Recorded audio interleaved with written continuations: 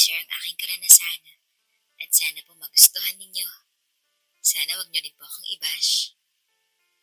Hindi ko po alam kung kailan nagsimulang magbago ang pakiramdam ko para sa kanya.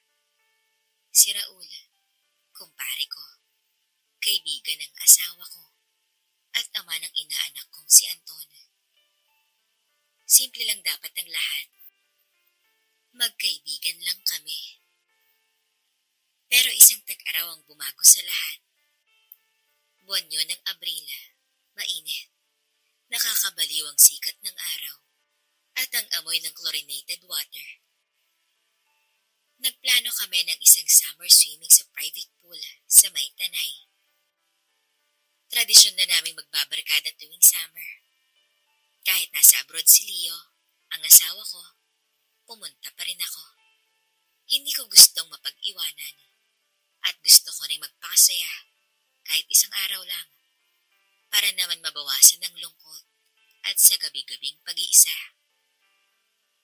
Maaga akong dumating kasama si Liza at ang mga anak niya. Si Raul ang sumundo sa amin sa bayan. Siya raw ang nagboluntaryo.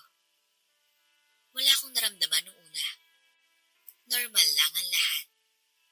Palangiti si Raul, madaldal, at mabait sa mga bata. Tumulong siyang buhatin ng mga gamit ko, pati ang cooler namin. Paring Raul, grabe ka ha. Hindi ka ba napapagod? Biro ko sa kanya habang binababa niya ang isang malaking bag. Para sa kumari kong maganda, hindi. Pabiro yun. Pero may kung anong kuryente sa pagitan namin nang tumingin siya sa akin. Parang may tumiklop sa sikmura ko. Nginitian ko na lang siya. Pero naramdaman kong namula ang pisngi ko. Pagdating sa resort, masaya ang lahat. May kantahan, tawanan, paligsahan ng mga bata. Hindi ko alam kung dahil sa 2 bote ng gin na ang ininom naming matatanda sa gabi o dahil sa malamig na simoy ng hangin sa tabi ng pool. Pero nang lumalim ang gabi, nagsimula nang mawala ang mga pagpigil ng lahat. Gusto mo ba ng kwarto para makapagpahinga? Tanong ni Raul habang inaabot ang tuwalya ko. Galing ako nun sa pool at ang manipis kong sando ay halos dumikit na sa hubog ko. Hindi pa ako inaantok. Gusto ko pa sanang mag-swimming. Sige, samahan kita. Wala na rin namang tao sa pool. Tulog na silang lahat. Kaming 2 na lang ang naiwan. Tahimik ang paligid.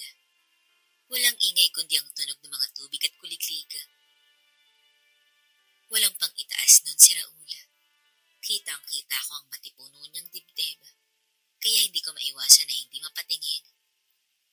Lalo pa nung tumalon siya sa pool at binasa ako ng tubig. Hoy!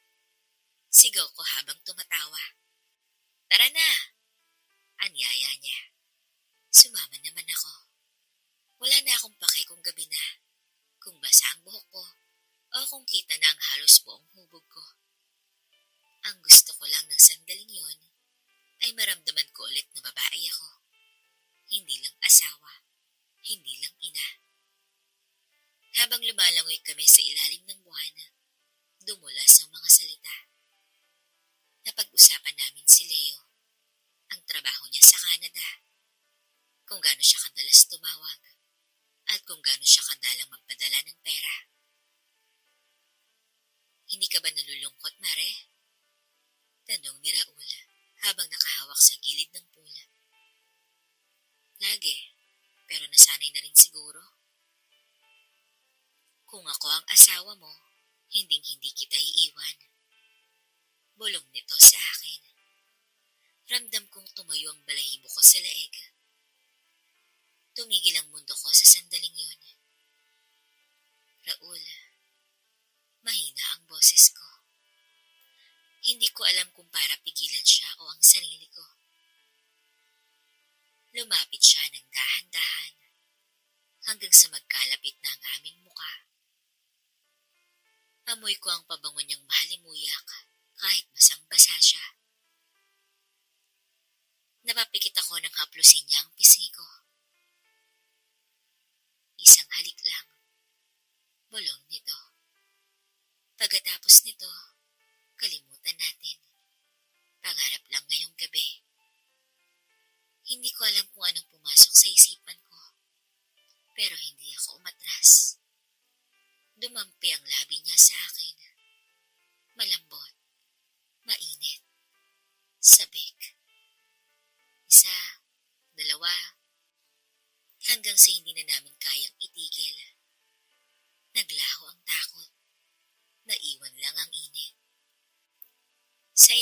ng malamlam na buwan sa malamig na tubig.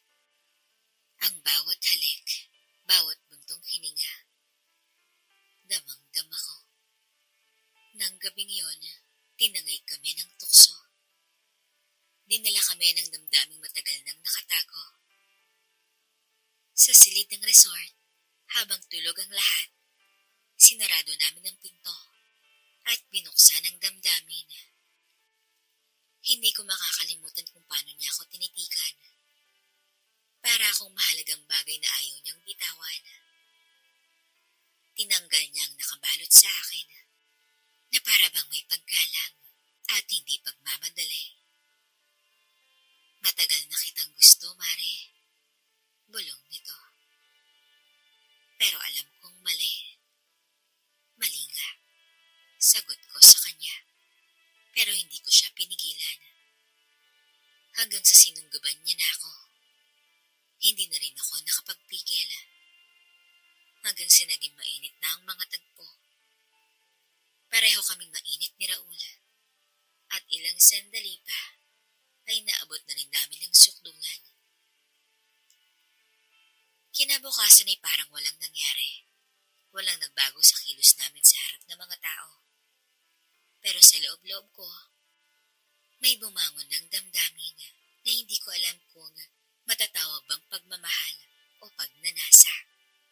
Basta ang alam ko, hinahanap-hanap ko ang yapos niya. Doon nagsimula ang lahat. Ang mga susunod na araw, linggo at buwan ay puno na ng palihim ng pagkikita. Chat sa 10 oras ng gabi, mga kasinungalingan. Sa tuwing aalis ako ng bahay, sinasabi ko na pupunta ako sa groceries o sa kaibigan. Pero madalas, kay Raul ako dumediretso. Guilt. Oo, laging nandyan. Lalo na kapag nakikita ko ang anak ko o kapag tumatawag si Leo mula sa Canada. Pero sa tuwing kasama ko si Raul, naglalaho ang lahat ng yun. Sa piling niya, nararamdaman kong buhay pa ako. Babae pa ako. Hanggang kailan? Ewan. Pero para sa akin, bawat sandaling kasama siya, para bang tagpo sa isang pelikula. Maikli, bawal, pero punong-puno ng damdamin. Mabilis lumipas sa mga linggo pagkatapos ng summer outing. Pero ang mga alaala ng gabing yon ay nanatiling sariwa. Parang tatak sa balat na kahit ilang beses hugasan, hindi nawawala. Hindi ko akalaing uulit pa yon. Akala ko panandali ang ligaya lang. Isang gabi ng kahinaan, isang sandaling tinangay ng tukso. Pero mali ako, dahil mas lalo kong hinanap si Raul pagkatapos nun. Nag-umpisa ang mga palihim na tawag. Mare, kamusta ka? Boses niyang pamilyar, malalim, at may halong pananabik. Okay lang, ikaw? Sagot ko habang nilalabanan ng kaba.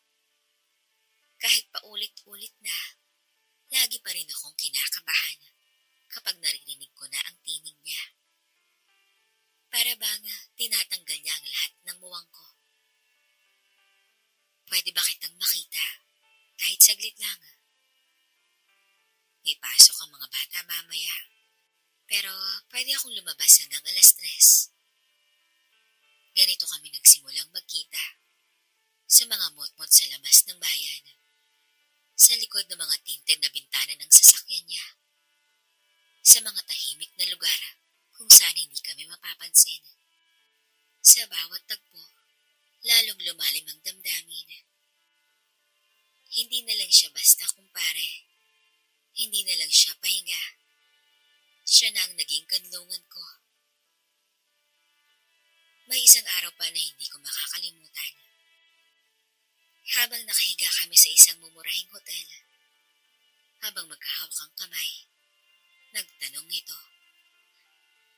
May balak ka bang sabihin kay Leo? Napatingin ako sa kisame. Walang sagot. totoo, hindi ko alam. Mahal ko si Leo. Hindi ko siya ginustong lokohin.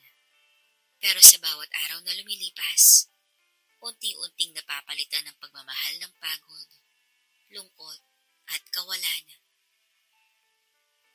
Raul, mahal ko si Leo.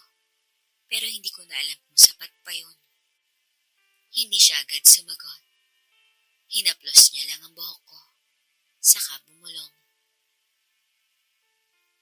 Hindi kita pipilitin. Pero kung sakaling piliin mo ko, hihintayin kita. Doon ako lalong nalito. Dahil ang sarap pakinggan. Ang saya maramdaman na may isang taong handang ipaglaban ka. Kahit bawal. Ngunit hindi laging masaya. Dumating ang panahong may naramdaman akong matinding kirot. Hindi lang sa damdamin, kundi sa katawan. Isang hapon, habang nagluluto ako ng hapunan, sumuka ako bigla. Akala ko inubo lang ako o nabilaukan.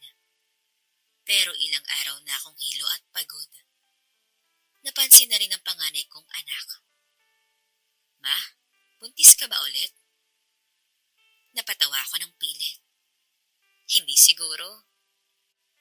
Pero kinabukasan, bumili ako ng pregnancy test. 2. At parehong may 2 linya. Parang gumuho ang mundo ko. Ilang buwan na si Leo sa abroad at wala kaming kontak na pisikal mula nang umalis siya. At ang tanging lalaking nakasama ko ay si Raul. Hindi ko alam kung anong gagawin. Gabi-gabi akong umiiyak. Paulit-ulit na iniisip kung paano ko sasabihin to kay Leo. Paano ko ipapaliwanag sa mga anak ko, sa sarili ko, at lalo na paano ko haharapin si Raul. Nagkita kami sa pareho naming tagpuan. Bit-bit ko ang test result. Hindi na ako nakapagsalita. Umiyak lang ako nang umiyak. Agad niya akong niyakap. Ako ba ang ama? Tumango ako. Hindi ko inaasahan ang susunod niyang ginawa. Hinalikan niya ako sa noo at bumulong. Hindi ko to iiwan. Hindi kita iiwan. Pero hindi yun ang naging sagot sa lahat. Dahil nagsimulang dumami ang pagdududa ng mga tao. May mga tanong kung bakit parang iba ang mood ko. Bakit parang lumalaki ang tiyan ko. Lalo na si Liza, asawa ni Raul. Matalas ang mata niya at alam kong nararamdaman niya na may mali. Isang araw, bigla siya nagpadala ng mensahe sa akin. Mare, may dapat ba akong malaman? Hindi ako makasagot. Nagtatalo ang konsensya ko at damdamin ko. Sinabi ko kay Raul na mukhang alam na ni Liza. Paano kung malaman niya? Paano kung sabihin niya kay Leo? Kung lalabas ang totoo, paninindigan ko, Mare. Ayaw kong itago ka habang buhay. Pero takot na takot ako. Hindi lang reputasyon ang nakataya, kundi ang buong buhay ko. Isang maling hakbang at mawawala sa akin ang mga anak ko. Ang tiwala ng pamilya, ang katahimikan. Kaya pinili kong lumayo. Ilang linggo akong hindi nagparamdam kay Raul. Hindi ako sumasagot sa tawag niya. Gabi-gabi ako nung umiiyak. Pinipilit kong intindihin kung paano ko nauwi sa ganito. Kung saan nagsimula ang lahat. Kung paano ko pinayagan ang sarili ko na mahulog sa isang kasalanan. Pero sa kabila ng lahat, hindi ko maalis sa sarili kong mahalin siya. Isang gabi, nagpadala si Raul ng mensahe. Mare, kahit anong mangyari, salamat. Dahil sa'yo, naranasan kong magmahal ng totoo. Kahit bawal, kahit sandali lang. Kung sakaling hindi na kita makausap ulit, alagaan mo ang anak natin. Mahal na mahal kita. Tumulo ang luha ko. Hinawakan ko ang tiyan ko. Pasensya ka na anak. Hindi perpekto ang mundong pinanggalingan mo. Pero mamahalin kita. Buong puso. 6 na buwan na ang tiyan ko nang dumating si Leo mula sa Canada. Hindi siya nagpahatid. Walang paalala. Nagulat na lang ako nang bumukas ang pinto at tumambad siya. Bit-bit niya ang pasalubong. May pagod sa mata pero may ngiti sa labi. Surprise! Bati nito at niyakap niya ako ng mahigpit. Nanigas ako. Hindi ko alam kung niyakap ko rin siya o kung nanatili lang akong tuod. Habang kinakabog ng dibdib ang buong katawan ko. Ang anak ko ay nagtatatalon sa saya. Pero ako, para akong hinihila pababa ng lahat ng lihim kong tinago. Napatingin siya sa tiyan ko. Han, buntis ka? Tumango ako. Hindi ko siya matignan sa mata. Napansin ko ang biglang pagbabago sa tono ng boses niya. Akala ko, hindi mo pa ako tatawagan kung kailang may nangyari. Pero ito pala, buntis ka na. Tahimik. Tahimik na parang bagyo bago bumagsak ang ulan. Leo, bulong ko. Hindi ko ginusto. Hindi ko sinadya. Doon na siya napaatras. Para siyang tinamaan ng bala. Sino? Diretso. Walang paligoy-ligoy. Walang emosyon. Hindi ko agad masabi. Gusto kong magsinungaling. Pero hindi ko na kayang dagdagan pa ang bigat sa dibdib ko. Gusto kong wakasan na ang dilubyong pinasok ko. Si Raul. Sagot ko ng mahina. Halos pabulong. Parang sumabog ang mundo niya. Hinagis niya ang hawak niyang bag sa sahig. Ang kumpare ko? Yung taong tinuturing kong kapatid? Hindi siya sumigaw. Pero bawat salita niya ay parang kutsilyong tumatago sa loob ng puso ko. Bakit? Bakit? Wala akong maisagot, kundi ang katotohanan. Lonely ako, Leo. Gabi-gabi akong mag-isa. Ikaw, wala. Tinutupad mo ang pangarap natin. Pero naiwan ako dito. Hindi ko sinasabi para sisihin ka. Pero nangyari na. At mahal ko siya. Tahimik lang si Leo. Ilang minuto kaming walang imik. Tumulo lang ang luha sa kanyang mga mata. At sa wakas, umalis siya. Walang pasabi kung babalik pa o kung tapos na kami. Ilang linggo kong parang multo. Hindi na bumalik pa si Leo. Kinausap niya lang ang mga bata. Nagpaliwanag ng kaunti. Pero ako, ni isang salita, wala.